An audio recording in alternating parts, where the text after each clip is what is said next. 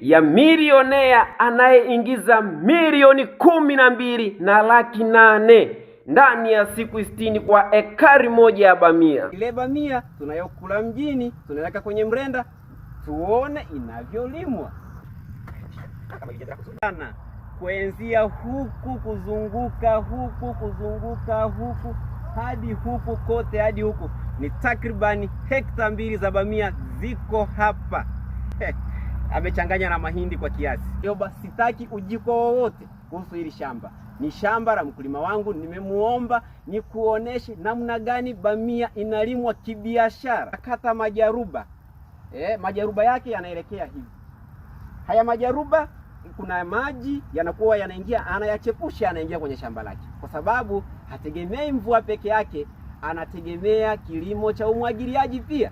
Kwa hiyo analima bamia yake mwaka mzima. Anachagua mbegu bora sana ya bamia. Anapenda kutumia mbegu chotara kutoka kwenye makampuni yaliyodhibitishwa na mamlaka za serikali. Anatumia takribani kilo 3